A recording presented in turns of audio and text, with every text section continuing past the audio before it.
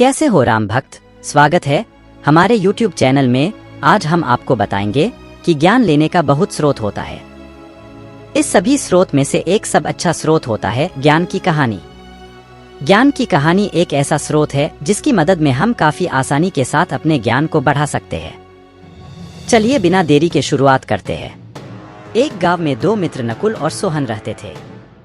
नकुल बहुत धार्मिक था और भगवान को बहुत मानता था, जबकि सोहन बहुत मेहनती थी।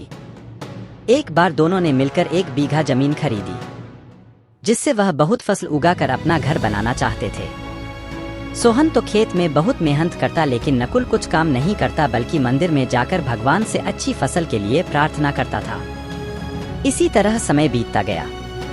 कुछ समय बाद खेत की फसल पककर तैयार हो गई, जिसको दोनों ने बाजार ले जाकर बेच दिया और उनको अच्छा पैसा मिला। घर आकर सोहन ने नकुल को कहा कि इस धन का ज्यादा हिस्सा मुझे मिलेगा, क्योंकि मैंने खेत में ज्यादा मेहनत की है। यह बात सुनकर नकुल बोला, नहीं, धन का तुमसे ज्यादा हिस्सा मुझे मिलना चाहिए, क्योंकि मैंने भगवान से इसकी प्रार्थना की, तभी हमको अच्छी फसल हुई।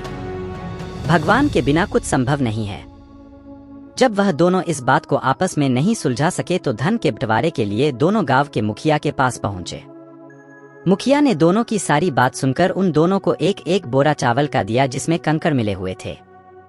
मुखिया ने कहा कि कल सुबह तक तुम दोनों को इसमें से चावल और कंकड़ अलग करके लाने हैं, तब मैं निर्णय करूंगा कि इस धन का ज्यादा हिस्सा किसको मिलना चाहिए। दोनों चावल की बोरी लेकर अपने घर चले गए। सोहन ने रात भर जाकर चावल और कंकड़ को अलग किया, लेकिन नकुल चावल की बोरी को लेकर मंदिर में गया और भगवान से चावल में से कंकड़ अलग करने की प्रार्थना की। अगले दिन सुबह सोहन जितने चावल और कंकड़ अलग कर सका उसको ले जाकर मुखिया के पास गया, जिसे देखकर मुखिया खुश हुआ। नकुल वैसी की वैसी बोरी को ले जाकर मुखिया के पास गया। मुखिया ने नकुल को कहा कि दिखाओ तुमने कितने चावल साफ किए हैं। नकुल ने कहा कि मुझे भगवान पर पूरा भरोसा है कि सारे चावल साफ हो गए होंगे। जब बोरी को खोला गया तो चावल और कंकड़ वैसे के वैसे ही थे।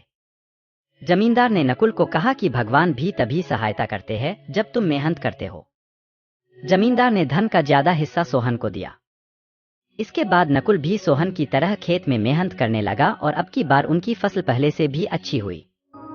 सीख: इस कहानी से हमें यह सीख मिलती है कि हमें कभी भी भगवान के भरोसे नहीं बैठना चाहिए। हमें सफलता प्राप्त करने के लिए मेहनत करनी चाहिए।